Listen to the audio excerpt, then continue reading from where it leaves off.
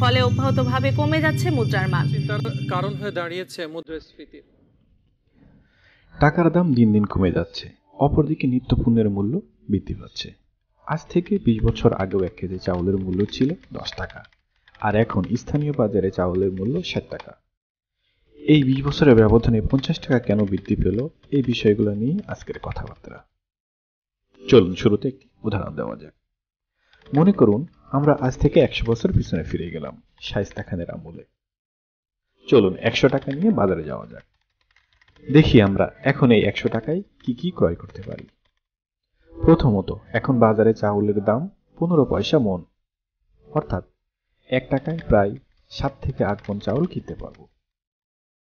আর 1 টাকার নিত্যপণ্য মালামাল বা শাকসবজি কিনলে 2 জন মানুষ লাগবে এগুলো বাড়ি নিয়ে যেতে। আসুন 250 বছর পর, এখন দেশ স্বাধীন হয়েছে। মনে করুন 70 থেকে 80 সালের মধ্যে আপনি আছেন। এখন ওই 100 টাকা দিয়ে কি কি ক্রয় করতে পারবেন? উত্তর খুবই সহজ, 1 বিঘা জমি। জমির বাজার এখন 80 থেকে 100 টাকার মধ্যে ওঠানামা করছে মাটির গুণ বুঝে। এবার আসি 2000 সালের পরবর্তী সময়ে। এখন আপনি ওই 100 টাকা দিয়ে কি ক্রয় করতে পারবেন? উত্তর হলো বর্জ্য দুপুরের খাবার খাইতে পারবেন, এর বেশি কিছু না। এবার আসি 2020 সাল পরবর্তীতে। এখন আপনি ওই 100 টাকা দিয়ে 2 প্লেট ভাত খাইতে পারলেও সাথে শাকসবজি মাছ মাংস কিছুই পাবেন না। আপনি একটি বিষয় লক্ষ্য করুন, সময়ের সাথে সাথে অর্থের ক্রয় ক্ষমতা কমে যাচ্ছে। অর্থাৎ শায়েস্তা খানের আমলে 1 টাকা দিয়ে 8 মণ চাউল কিনতে পারলেও এখন ওই 1 টাকা দিয়ে আপনি একটি লজেন্স ছাড়া কিছুই ক্রয় করতে পারবেন না। সময়ের সাথে সাথে টাকার ক্রয় ক্ষমতা কমে যাওয়া বা অবমূল্যায়ন হওয়াকে বলা হয় ইনফ্লেশন বা মুদ্রাস্ফীতি। এখন প্রশ্ন হলো, এই অবমূল্যায়ন কেন করা হয়, আর এর পিছনে কোনো প্রতিষ্ঠান বা সরকারের হাত থাকে কিনা? চলুন উত্তর খোঁজার চেষ্টা করি। নাম্বার 1, স্থানীয় বাজার নিয়ন্ত্রণে সরকারের হাত থাকলেও আন্তর্জাতিক বাজার নিয়ন্ত্রণে সরকারের কোনো হাত থাকে না। ফলে আন্তর্জাতিক বাজারে তেলের দাম বৃদ্ধি পেলে সরকার তা নিয়ন্ত্রণ করতে পারে না। এই কারণেই 100 টাকার তেল 150 টাকায় কিনতে বাধ্য হয়। এখানে স্থানীয় মুদ্রা অবমূল্যায়ন করা ছাড়া অন্য কোনো উপায় থাকে না।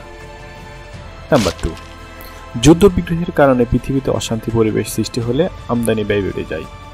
ফলে 100 টাকার পণ্য 120 টাকায় কিনতে বাধ্য হয় ক্রেতাগণ। এছাড়াও আন্তর্জাতিক বাজারে র মেটেরিয়ালসের দাম বৃদ্ধি পেয়ে থাকলে স্থানীয় বাজারে এর ব্যাপক প্রভাব লক্ষ্য করা যায়। নাম্বার 3, স্থানীয় বাজার সরকার নিয়ন্ত্রণ করে থাকলেও এখানেও মুদ্রা অবমূল্যায়ন হতে দেখা যায়। যেমন 21-60 আগের বাজার দর 100 টাকা হলেও বর্তমানে তা 150 টাকায় কিনতে হয়। এটা হয় মূলত ইকোনমিক বুমের ফলে, অর্থাৎ কোনো একটি দেশের অর্থনৈতিক উন্নয়নের দিকে ধাবিত হলে মানুষের হাতে প্রচুর টাকা পয়সা থাকে, তখন অধিক লাভের আশায় স্থানীয় ব্যবসায়ীরা বাজার দর বাড়িয়ে দেয়, ফলে মুদ্রা অবমূল্যায়ন হয়।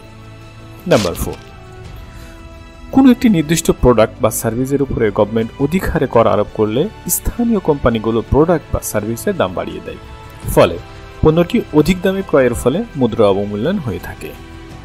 এছাড়াও সরকার কর্তৃক গভর্নমেন্ট এমপ্লয়ীদের বেতন বৃদ্ধি করলে স্থানীয় বাজারের ব্যাপক প্রভাব পড়ে, ফলে মুদ্রা অবমূল্যায়ন হয়ে থাকে।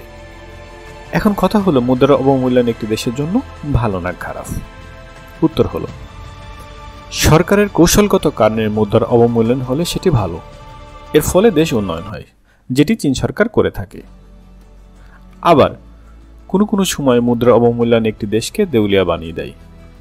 সম্প্রতি শ্রীলঙ্কা তার উৎকৃষ্ট উদাহরণ, যেখানে মুদ্রার অবমূল্যায়ন এত বৃদ্ধি পেয়েছে যে $1 সমান 300 শ্রীলঙ্কান রুপি। এছাড়াও পূর্বে জিম্বাবুয়ে এবং ভেনেজুয়েলাতে হাইপার ইনফ্লেশন লক্ষ্য করা গিয়েছে। ফলে মুদ্রা অবমূল্যায়ন এত বেশি বৃদ্ধি পেয়েছে যে বাজার করতে গেলে বস্তায় করে টাকা নিয়ে যেতে হয়। আমরা জানি স্বাধীনতা পরবর্তী সময়ে মানুষ ব্যাপক দুর্ভিক্ষের মধ্যে পড়েছিল। সেই সময় দ্রব্যমূল্যের দাম কম হলেও মানুষের কাছে টাকা পয়সা ছিল না।